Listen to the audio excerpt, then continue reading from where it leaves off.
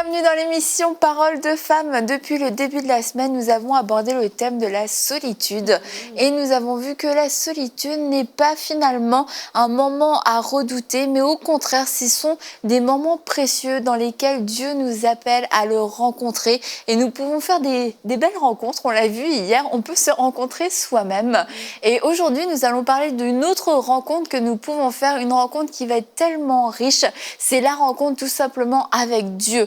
Parce que passer trop de temps avec soi-même, c'est dangereux aussi. Ouais. Juste se rencontrer soi-même dans la solitude, au bout d'un moment, on a fait le tour de nos pensées et on a vraiment besoin de rencontrer Dieu pour venir prendre le relais. Parce qu'il y a des gens, quand ils sont trop tout seuls et avec eux-mêmes, ils commencent à mal penser, ils commencent à mal réfléchir et puis finalement ce qui était bon, à force de tourner, d'être remué, ça a tourné en fait et c'est plus bon, c'est plus comestible et nous avons vraiment besoin de rencontrer Dieu aussi dans notre solitude. C'est important de se rencontrer soi-même pour faire le point avec nous-mêmes, reconnaître notre identité, enlever certains mensonges, certaines forteresses, mais il est encore plus important de rencontrer Dieu de façon personnelle dans ce temps de solitude. Hier, tu as dit « nice to meet you ».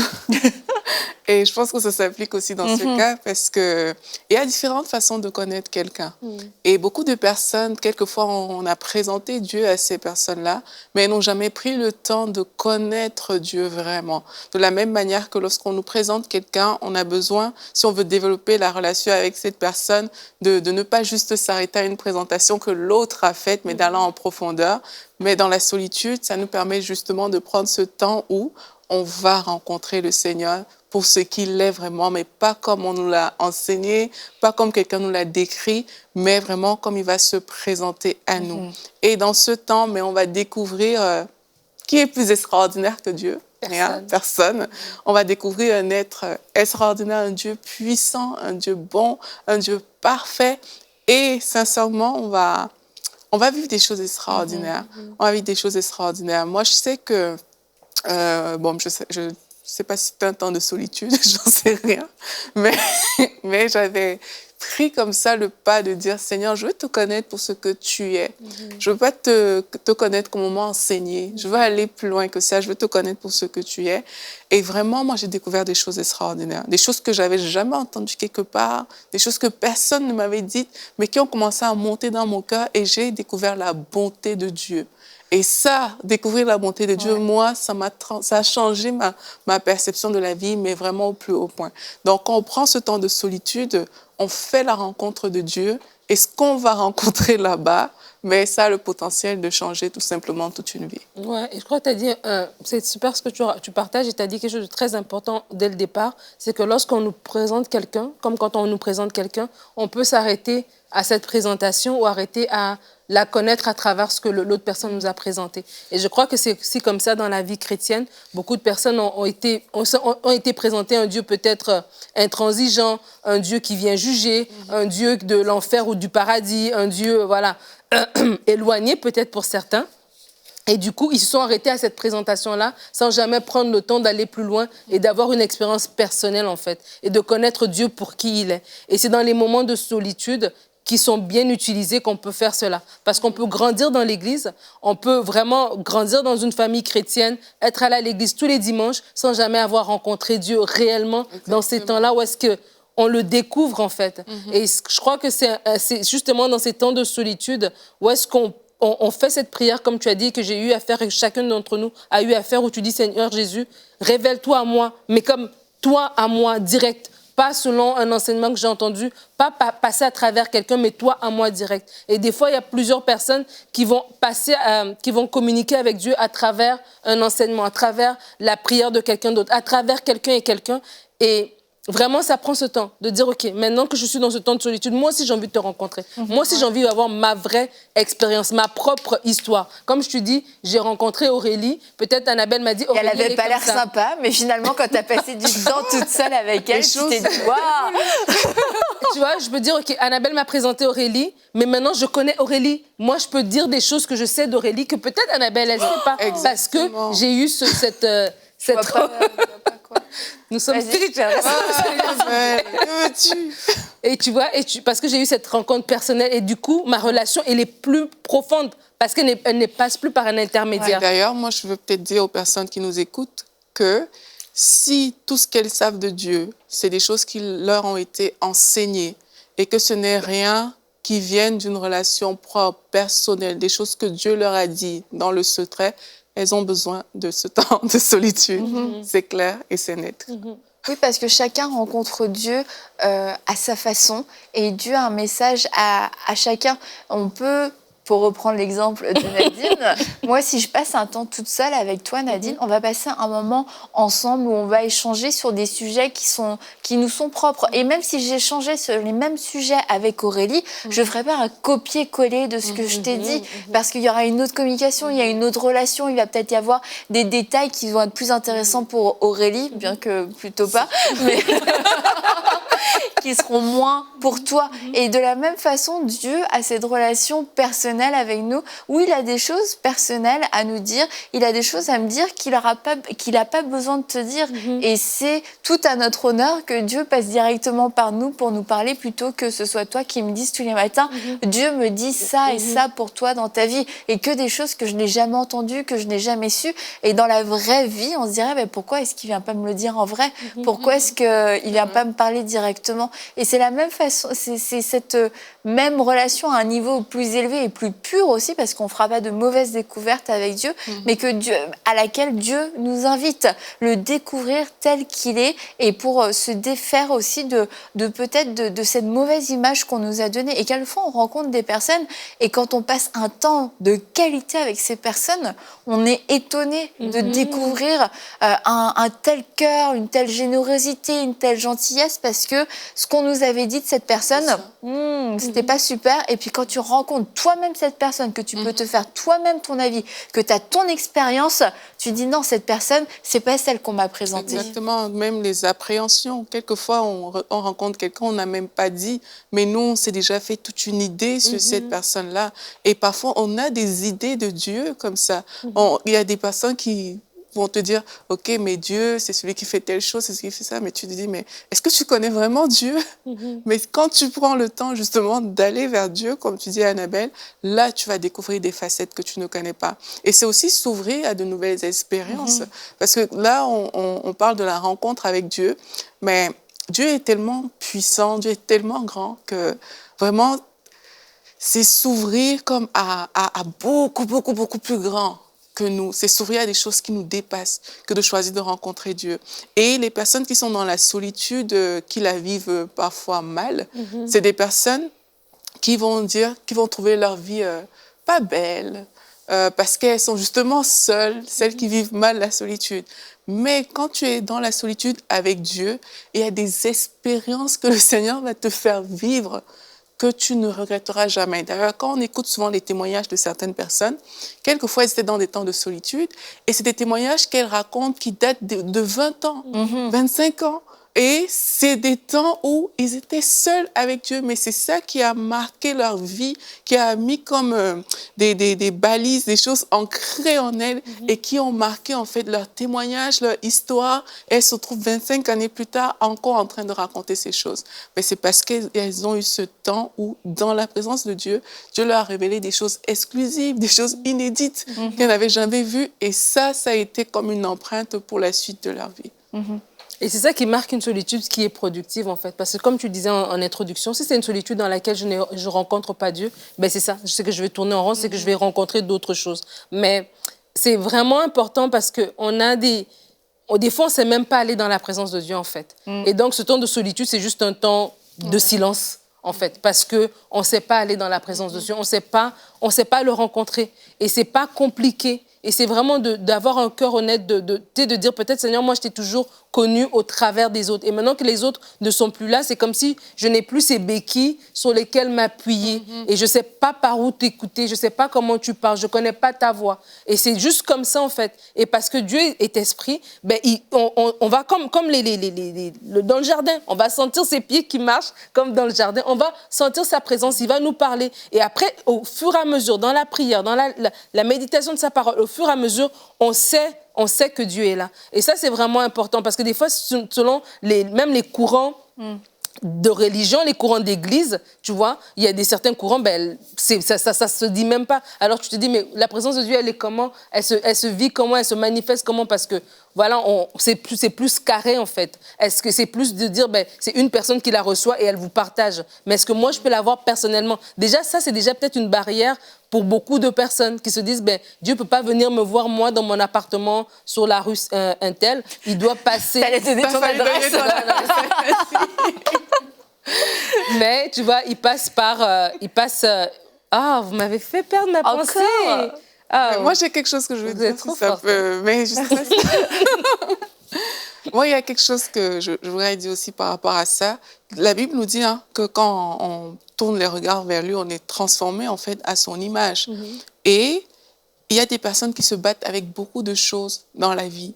Mais il aurait juste fallu prendre ce temps de seul à seul avec Dieu pour ressembler à Dieu. Et du coup, pour que certaines choses même avec lesquelles on se bat, etc., puissent tout partir d'elles-mêmes, en fait, juste parce qu'on est dans ce temps de face à face avec le Seigneur. Et c'est vraiment, vraiment important de réaliser qu'il y a beaucoup de combats qu'on mène sur la terre, mais on les mène juste parce qu'on ne prend pas le temps d'être face à face avec Dieu. Il y a des activités, des choses qu'on fait qu'on on ne ferait jamais si on avait fait un face à face avec Dieu. Et ça, c'est des trésors, en fait, j'ai envie de dire. C'est vraiment des trésors, c'est quelque chose de précieux, c'est quelque chose de bon qu'on ne doit pas se faire voler juste parce qu'on a décidé d'être distrait.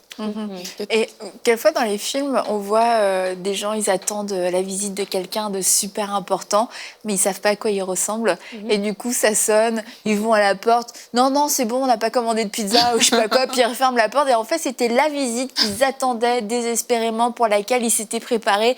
Et puis après, ils sont... je ne sais pas quel film, mais j'ai déjà vu cette scène-là plusieurs fois. Non.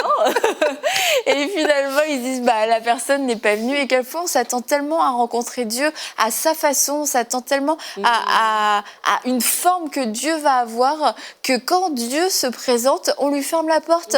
Non, non, c'est bon, j'attendais pas ça. Non, c'est bon, c'est pas ça que je voulais. Moi, je veux rencontrer Dieu.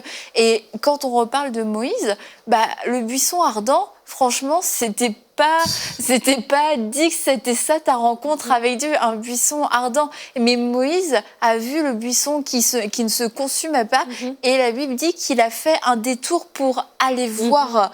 Et quelquefois, bah, on a besoin de faire un détour pour aller voir, prendre le temps, parce que quand on a trop d'idées préconçues pour Dieu, qui vont être défaites justement dans ce temps de rencontre, de face à face, mais juste pour créer le contact, c'est de faire un détour et d'aller voir, parce que ça se peut que Dieu finalement ne ressemble même pas à ce qu'on avait imaginé, ce qu'on avait pensé, et ça peut vraiment entrer dans ce, comme tu as dit Nadine, est-ce que Dieu peut vraiment venir dans mon appartement? Et des personnes vont faire des kilomètres et des kilomètres, se rendre dans des lieux stratégiques, parce qu'ils se disent, c'est juste là que je peux rencontrer Dieu. Et finalement, ils sont chez eux, ils commencent à faire une expérience, et là, ils commencent à avoir peur. Ils se disent, non, c'est pas normal, il faut que je le vive avec quelqu'un d'autre, il faut que j'aille voir quelqu'un d'autre. Mais en fait, c'est Dieu qui était en train de se présenter personnellement à nous. Amen. Une chose aussi que je peux dire par rapport à ça, c'est que quand tu rencontres Dieu dans le temps de solitude, tu commences à vivre pour Dieu. Et beaucoup de personnes ont le désir de répondre à l'appel de Dieu, elles ont le désir de connaître Dieu, d'aller plus loin, mais elles ont justement le mal pardon, à passer cette étape-là. Et si tu te serais juste mise à part, tu aurais juste accepté ce temps de solitude, mais tu vas voir que quand tu rencontres Dieu, tu vas grandir avec lui, tu vas commencer à vivre pour lui. Et quand on regarde dans la Bible, quelqu'un comme Paul, que Annabelle a parlé de lui en début de cette semaine, mais tu vois que lui, il vit pour Dieu. Il est devenu un guerrier pour le Seigneur, il est prêt à tout affronter pour le Seigneur. Et parfois, il y a des prières comme ça que les gens ont, que Seigneur, mais je veux vraiment défier, je veux tout affronter, je veux aller, je ne sais pas s'il faut traverser le bout du monde pour Dieu, je veux le faire. Mais ça ne se fait pas juste parce qu'on le dit. Ça se fait pas quand tu es allongé dans ton lit. Ça se fait pas comme ça, en fait. Quand on parle de l'histoire de Moïse, il n'y aurait pas eu le buisson Adam. Moïse ne serait jamais allé en Égypte devant Pharaon pour lui dire laisse partir Tu mon m'étonnes. peuple. Ça fonctionne Il fallait pas. au moins un buisson. Tu vois, ça fonctionne pas. Et parfois, on veut faire de grandes choses, on a des grandes pensées, mais il faut aller à la rencontre de Dieu pour ça. Parce que c'est là où le Seigneur va te dire, ben c'est là même où tu pourras dire à Dieu, mais Dieu, je bégaye. Je sais même pas parler, comment je vais faire? Et il pourra te dire, OK, je vais te donner telle chose et telle autre, tu vas pouvoir le faire. Et c'est comme ça que tu vas te présenter devant les rois. C'est comme ça que tes horizons vont s'ouvrir. Mais il n'y aurait pas cette rencontre avec Dieu, bah, ta vie serait limitée au naturel, en fait. C'est ça. Et comme on a parlé hier de la rencontre avec soi-même, c'est que si tu n'as pas la rencontre avec Dieu, ben, tu restes au niveau de la rencontre avec toi-même. Ouais. Au niveau de ben, j'ai ce bégaiement, ou j'ai ceci, ou j'ai cela. C'est toi-même. Voilà, c'est toi-même. Mais une fois que tu as fait la rencontre avec toi-même, et ben, que tu arrives à l'étape de la rencontre avec Dieu, c'est là que ben, au lieu de ton bégaiement, ben, Dieu te met un hareng à côté de toi, ou Dieu te met une capacité, te donne un bâton qui se transforme et tout ça. Et c'est vraiment ça, il t'équipe en fait. Mais c'est lui qui doit le faire. Et c'est dans la solitude, je crois que vraiment, il ne faut pas avoir peur de ça parce que lorsqu'on sort de là, on sort fortifié, on sort différent, on sort avec... tu sais, Moïse, il est descendu de la montagne, il était tout seul avec Dieu, mais il est revenu, non seulement équipé, mais son visage même il rayonnait, il était différent. Et il a dit plus tard que si tu ne viens pas avec moi, je ne pars pas. Il avait compris quelque chose. Il avait finalement compris quelque chose qu'il n'avait pas forcément compris auparavant. Et on va parler d'Abraham aussi. Abraham, dans Genèse 15:5, après l'avoir conduit dehors, il dit, Dieu, regarde vers le ciel et compte les étoiles si tu peux les compter. Il lui affirma, telle sera ta descendance. Abraham eut confiance en l'Éternel qui le lui compta comme justice. Mais la partie que j'aime, peut-être parce qu'on parle de la solitude, c'est après l'avoir conduit dehors. Et il y a vraiment des moments où Dieu nous conduit dehors. Et tu peux te dire dans plein de domaines de notre vie, et tu as l'impression d'avoir été évacué, tu as l'impression d'avoir été exclu, d'avoir été licencié quasiment. Mais en fait, c'est le travail de Dieu qui te conduit dehors pour te faire voir quelque chose que tu ne voyais peut-être pas dans ton environnement, que tu ne voyais pas à l'intérieur. Dieu avait besoin de te sortir pour que tu puisses voir et que tu puisses lever tes yeux et que tu puisses comprendre la promesse que Dieu allait te donner. Parce que s'il avait été dans sa cuisine en train de faire sa vaisselle, ça aurait été limité, mais là, Dieu l'a sorti pour qu'il puisse vraiment saisir quelle était l'étendue de sa promesse. Et lorsqu'on comprend que quelquefois Dieu nous sort, que Dieu nous déplace, que Dieu attend qu'on soit dehors, que Dieu attend qu'on sorte et qu'on soit seul pour pouvoir nous parler, finalement, tu te dis, mais Seigneur, fais-moi sortir quand tu veux. Fais-moi sortir, fais-moi contempler les étoiles, la vague, le sel, le poivre, le sable. Je veux tout contempler, Seigneur. Parle-moi. Les étoiles, c'était des millions. C'était beaucoup, beaucoup, beaucoup, beaucoup. Comme des grains de sable. Tu vois, mais comment est-ce que ta vision, ta pensée va aller aussi loin si tu ne prends pas le temps avec Dieu? Si ce n'est pas Dieu qui te la communique, en fait, comment est-ce que tu feras pour voir des millions d'étoiles? Tu ne le verras pas parce que ton intelligence est limitée par rapport à tout ce que tu peux vivre, en fait. Pourtant, avec Dieu, tu verras ces choses et tu pourras même faire les pas d'avant. Abraham, ça a commencé par lève les yeux. Après, quand il y a eu donne ton fils, ça, c'était faisable. Mais parce qu'il y avait eu cette rencontre préalable. Il n'y aurait pas eu cette rencontre et que voilà, donne ton fils, tu te prends pour qui? Tu vois, mais on réussit à avancer dans la vie et à faire des grands pas parce qu'on a rencontré Dieu. Et c'est une école, en fait. C'est vraiment l'école du Saint-Esprit.